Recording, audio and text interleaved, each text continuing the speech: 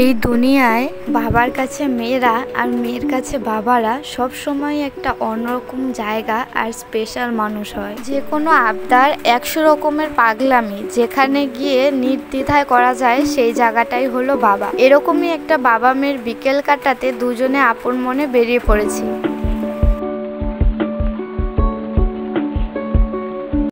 Good evening everyone, welcome to my channel and welcome to my new vlog day 2। কোনো রকম plan ছাড়াই বাবা যাচ্ছিল বাইকটাকে নিয়ে একটু এই সামনেই ঘুরে আসতে, কারণ বাইকটা 3 দিন থেকে ঘরে পড়ে আছে আর স্টার্ট করা হয় না, আর এভাবে পড়ে থাকতে থাকতে আরো খারাপ হয়ে যাবে। তো হঠাৎ করে বাবার ঘাড়ে আমিও চেপে বসলাম যে আমিও ঘুরতে যাব। তো সেখানে বাবার আর কি বলার, বাবা বলল ঠিক আছে চল। তো ফটাফট উঠে রেডি হয়ে বেরিয়ে পড়লাম বাবার সাথে অকারণে। ভাবলাম তোমাদেরকেও একটু ঘুরে দেখাই আমাদের আশেপাশে গ্রাম বাংলা কিরকম হয় আর এই বৃষ্টি ভেজা গ্রামের দৃশ্যগুলো কিরকম হয় সেটা দেখাতে। দেখো চারিদিকে পাট ক্ষেত আর মাঝখান দিয়ে পাকা রাস্তা, সেদিক দিয়েই আমরা যাচ্ছিলাম। না কোনো রকমের ডেস্টিনেশনই ছিল না, ওই বললাম না অকারণেই বেরিয়ে পড়া যাকে বলে। এখান থেকে আবার রাস্তাটা একটুখানি খারাপ। দেখো চারিদিকটা কি সুন্দরটাই না লাগছে, পুরো একদম সবুজে সবুজ, আর মাঝখান দিয়ে আমরা যাচ্ছি। তা বেশ অনেকক্ষণ যেতে যেতে অনেকটা দূরে গিয়েই বাবা হঠাৎ করে বাইকটা থামিয়ে দিল। আমি বললাম কি হলো, বাইকটার কিছু হলো নাকি? তারপরে বাবা বলছে যা, আমি তো পার্সটাই আনতে ভুলে গেছি। হঠাৎ করে মেয়ে ঘাড়ে চেপে বসায় বাবা আমার পার্সটা আনতেই ভুলে গেছে। তারপরে ওখান থেকে আমরা আবার ঘুরে বাড়িতে গেলাম, সেখান থেকে পার্স নিয়ে আবার এসেছি। দেখো পার্স তো এমনিতে সেরকম দরকার ছিল না, গাড়ি নিয়ে বেরিয়েছি, কোনো রকম প্ল্যান ছিল না।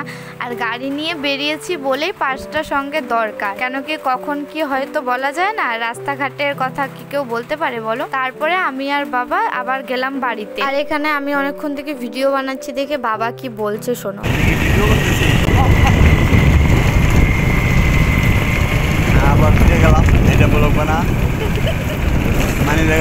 শুনলে এখানে বাবা বলছে যে এটাও বল যে আমরা মানিব্যাগ আনতে ভুলে গেছি, আবার আমরা ঘুরে যাচ্ছি। তো আমি বললাম যে হ্যাঁ তুমি যেহেতু ভুলে গেছো তো আর কি করার আছে, এটাও ব্লগেতে নিশ্চয়ই থাকবে। এই দেখো বাড়িতে এসে গেছি, বাড়ির কাছে। তো পার্স নিয়ে আবার আমরা যাব আর তোমাদেরকেও আমাদের এই আশেপাশের গ্রামটা একটুখানি ঘুরে দেখাবো। তো এই দেখো এসে গেছি বাড়ির কাছে, আর এখন নেমে আমি পার্সটা আনতে যাব। আর তোমাদেরকে একটা কথা বলে রাখি, আজকের ভয়েস ওভারটার সাথে না একটুখানি অ্যাডজাস্ট করে নিও, কেন কি আজকের পুরো ব্লগটা আমি ভয়েস ওভারে করব। আমি ভয়েসে কিছুই বলতে পারিনি, কারণ বুঝতেই পারছো রাস্তায় গাড়ির মধ্যে ছিলাম, নয়েজটা বেশি আসতো। আর আজকে দেখো আমি ভয়েস দিতে বসেছি, এখন পড়ছে মুষলধারে বৃষ্টি, সেই নয়েজ হয়তো আসছেই, তোমরা হয়তো শুনতেই পারছো। এতক্ষণ কিন্তু একদমই বৃষ্টি ছিল না, আমার কয়েকটা কাজ ছিল সেগুলো করে আস্তে আস্তে এই বৃষ্টিটা নেমে গেল।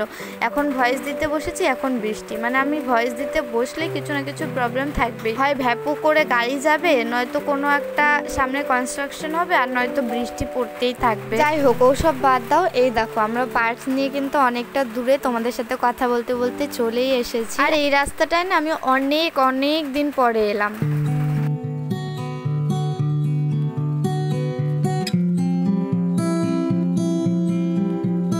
একটা জায়গাতে এসে দাঁড়িয়েছি, কি সুন্দর না জায়গাটা চারিদিকে। তো এই জায়গাটায় এসে আমরা 5-10 মিনিট মতো দাঁড়িয়েছিলাম। আর এখানে দেখো এই ব্রিজটা নতুন করে হচ্ছে, এই ব্রিজটা দিয়ে যেতে না খুব অসুবিধা হয়, নিচে জল জমে যায়। আর এই রাস্তাটা দিয়ে কিন্তু আমাদের কলেজ আর হসপিটালটা শর্টকাট হয়, কিন্তু একমাত্র এই রাস্তাটার জন্য যাওয়া যায় না। তো সেই কারণে এই রাস্তাটা ঠিক হচ্ছে যাতে কি এদিক দিয়ে অ্যাম্বুলেন্স বলো স্টুডেন্টরা বলো যেতে পারে। আর ওখানে অনেকক্ষণ দাঁড়িয়ে থাকার পরে বাবাকে বললাম যে এখানে আর দাঁড়িয়ে থেকে লাভ নেই, চলো আমরা অন্য সাইডে যাই, একটুখানি ঘুরে আসি। বাবার আর সেখানে কি বলার, অগত্যা মেয়ের আবদার তো রাখতেই হবে। তো এটা হচ্ছে আমাদের বাড়ির একদম অপোজিট সাইড, যেদিকে গেছিলাম ওটার উল্টো সাইডটা আমাদের স্কুলের এই দিক। তো এইদিকেও দেখো গ্রামের রাস্তাঘাট, তারপরে এই ক্ষেতগুলোতে কত জল জমে গেছে। আমাদের এখানে অনেক দিন থেকে টানা বৃষ্টি হচ্ছে, সেই কারণে এরকমটা হয়েছে। আর এই সাইডে না বন্যা মতনও হয়েছিল, মানে বাঁধ আছে একটা, তো ওই বাঁধের অনেকটা ওপরে জল এসে গেছিল। আর 2 দিন হয়তো 2 কি 3 দিন ওরকম রেগুলার বৃষ্টি থাকলে মানুষের বাড়ি ঘরেও জল উঠে যেত। আর যাদের বাড়িটা একটুখানি নিচে তাদের বাড়িতে অলরেডি জল উঠে গেছিল, কাদা কাদা আর কি দেখছিলাম। তো এই দেখো আমি আর বাবা অনেক গল্প করতে করতে একদম বাঁধের কাছে এসে গেছি। আর এটা হচ্ছে জলঢাকা নদী। আজকে জলটা একটু কমেছে কারণ দুদিন থেকে বৃষ্টিটা একটু কম হচ্ছে। আর এই নদীর রূপটা দেখে না আমার লিটারালি ভয় হচ্ছিল যে এখানকার মানুষরা থাকে কি করে। আসল ব্যাপারটা হলো এখানকার মানুষজন বর্ষাকাল আর এই এখনকার দিনের সাথে যে কোনো দিনের সাথে অভ্যস্ত আর কি, মানিয়ে নিয়েছে। বলেন না যে যে পরিস্থিতিতে না থাকে সেই পরিস্থিতিটা বুঝতে পারে না, এটা কিন্তু অ্যাকচুয়ালি তাই। এখানে এসে আমার মনে হচ্ছিল যে এখানে সত্যি এরা থাকে কি করে।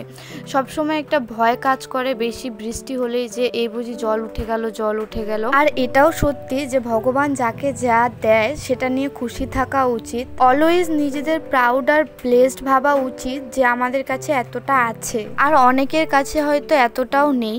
এই দেখো আমি না এখানে এসে এই কথাটাকে রিলেট করতে পারছিলাম যে আমাদের যদি এরকম একটা পরিস্থিতিতে থাকতে দিত হয়তো আমরা পারতাম না। আবার ছোটোর থেকে যদি এরকম একটা পরিস্থিতিতে মানুষ হতাম তাহলে নিশ্চয়ই এই পরিস্থিতিটাকে মানিয়ে নিতাম, যেরকম ভাবে এখানকার মানুষরা মানিয়ে নিয়েছে আর পরিস্থিতির সাথে মানিয়ে থাকে। আর একটা কথা কি জানো তো, আমার এই বাঁধে বা আমাদের যে পুরনো বাড়ি আছে সেই সাইডের বাঁধগুলোতে না খুব ভালো লাগে যেতে যে কোনো সময়। কারণটা হলো আমার নদী ভীষণ পছন্দের, বাট না আমি এই বর্ষার সময়টা বা এই সময়টা কখনো যাইনি ওই সাইডটায়, তাই হয়তো বুঝতে পারি এরকম পরিস্থিতিতেও মানুষ থাকে। তো যাই হোক দেখো এই আপন মনে ঘুরতে ঘুরতে অনেকটাই সন্ধে হয়ে গেছে। আর বাবাকে আমি বললাম যে যেই রাস্তা দিয়ে এসেছি ওই রাস্তা দিয়ে যাব না, অন্য কোনো রাস্তা তোমার জানা থাকলে ওই রাস্তা দিয়ে চলো। তো তারপর বাবা বললো যে হ্যাঁ এদিক দিয়ে আরেকটা রাস্তা আছে। ওই বললাম না অগত্যা মেয়ের আবদার সবসময় তো পূরণ করতেই হবে, তাই এটা অন্য একটা রাস্তা দিয়ে আমরা এলাম। মানে পুরো আমরা গোল গোল করে ঘুরেছি আজকে অকারণ। তো চলো আজকের ভিডিওটাকে এখানে শেষ করছি। কিরকম লাগলো অবশ্যই কমেন্ট করে জানিও, আর চ্যানেলটাকে সাবস্ক্রাইব করে দিও। বাই।